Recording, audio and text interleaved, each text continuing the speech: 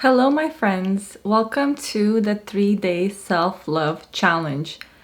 My name is Christina. I will be your host and guide throughout this process.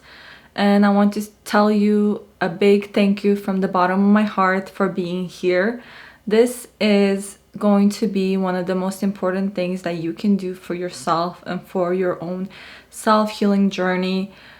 I know this without a shadow of a doubt that if you follow through with my videos and the journaling prompts that I will be providing for you, your life will be forever changed and you'll be happier, more fulfilled in your relationships and in your life. This is my promise to you from my heart to yours. And I want to take a minute to honor you for being here and for coming along this journey with me. So today's video and process will be about explaining what self-love is and also going into the fundamentals of self-love. How does loving ourselves look like?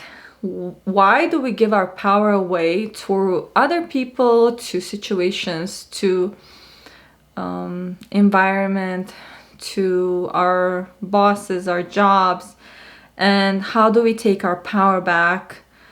And then at the end of today, you will receive a journaling prompt where you will journal on these same topics as well. So thank you so much for being here. I honor you for being here. Thank you. And the first question I want to address is, what is self-love and what does it look like when a person loves themselves in the world? And I'm sure that this is every person will have a different definition of self-love and what it means to them. But to me, it means that when you choose yourself as the most important person in your life. And this doesn't mean that you ignore everybody else in your life or that you are selfish or that it's any way negative. However, when you are a healer and a teacher in the world, we tend to put other people on a pedestal, put other people and their needs before our own. And that's when the problems start to arise. We self-abandon ourselves. So when we love ourselves, it means you choose yourself, you take care of yourself and your needs first before you start taking care of everybody else in the world. You respect yourself, right? You have a great sense of self-respect. So that means you don't take negative treatment from people in your life. And it's all down to how we love ourselves, because we are showing the world and everybody else how to treat ourselves, how to treat us. So if in your reality, let's say you have anything that is not working out, let's say you have a relationship that is not ideal for you, you have a job that you don't like, or anything that is impeding on your happiness, that means that at some level we have a lower sense of self-worth and hence lower sense of self-love, and we are not addressing those needs that we are so desperately looking for on the outside world to give it to us. So how does loving ourselves look like? I already talked about this, but respecting yourself and prioritizing yourself and your needs in the world. So that means that if you're hungry, you're gonna actually go eat. If you're thirsty, you're gonna drink. If you want to take a nap, you're gonna take a nap. If, let's say, somebody calls you and wants you to come and do something for them and you really don't have the energy to do it, you're actually going to be able to speak up and tell them how you feel. And I know that this seems simple and maybe basic, kindergarten things. However, you'll be surprised how many of us are running around in survival mode in the world and not even taking the time to ask ourselves, did we take care of ourselves today and our own needs? And how important this is for our own happiness.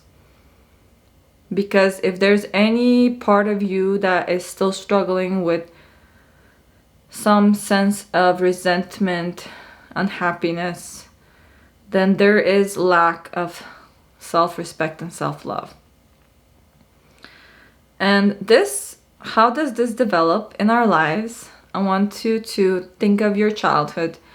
And a lot of us that are healers in the world come from difficult childhoods, from families that perhaps we had to take the role of the parent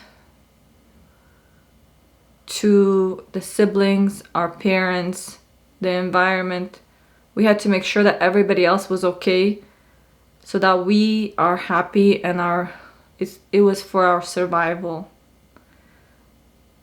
And then we grow up and it becomes a part of who we are. And also some people are born with the genetics, honestly, to more empathetic, more compassionate. They have more mirror neurons, and that means that when you're around other people who are struggling and suffering, you will automatically put yourself into their shoes, and you will not be able to to stop yourself from helping these people, right? And this is a beautiful quality. However, it can be a detriment to our own health and well-being. By over self-sacrificing and over giving, these are the top two areas of our lives that we give our power away to other people.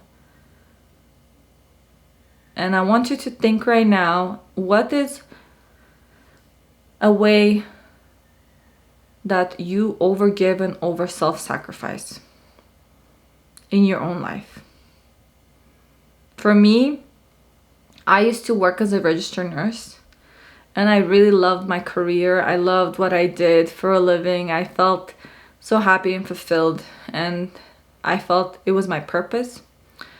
And also, I had a lot of friends. I was very involved in the church community at the time. This was maybe 6 years ago. Even before that, throughout my whole life, I have always been a lover and an overgiver to my family, friends, co-workers, and my clients, patients. And it came to a point where I couldn't do it any longer. And a lot of people will come to that point where you get sick, you get some type of crisis in your life, and this is to show you that you've been running on empty for way too long. You've been overgiving everything to everybody else, and I want you to not get to that point. And this is so important for your own happiness and own survival. And I want you to ask yourself, what can I do to stop myself from doing these things, right? And why do we overgive our power away? Essentially, it comes down to our childhood. It's a pattern that was created, and there's a lot of times there's nothing that you can do to stop this pattern. It's a part of who you are, and it's beautiful and amazing. However, once you realize that this is just a loop, that it's never ending, you're never gonna stop it, you just have to learn how to take care of yourself and to set boundaries with the people and in your life, and to start taking care of yourself better and make yourself a priority. Just like you take care of everybody else in your life, you can start taking care of yourself just as well. You have the skills and the tools. Honestly, you're an amazing caretaker of other people. And if you start taking those principles that you do for others and start applying to your own self, to your own life, even the minimum things that you do for other people, you check in with other people, you make sure that they're taken care of. Like, I remember at the hospital, I would be on top of my patients, make sure that they eaten, that they went to the bathroom, that they took their medicine, that they drank water, that they're comfortable. And for myself, I would be running around all day and forget to drink or eat or anything, right? Basic human needs. So I'm not asking you to do something out of the ordinary here. I'm asking for you to look at your life and see, where have I been overgiving? And where can I start? And how can I start giving to myself? And that will be tomorrow's day. I'll focus on how do we take our power back. And I thank you so much for being here. I will encourage you to do the journaling practice with me and think about how you can start taking your power back in your hands today by stopping to overgive to other people.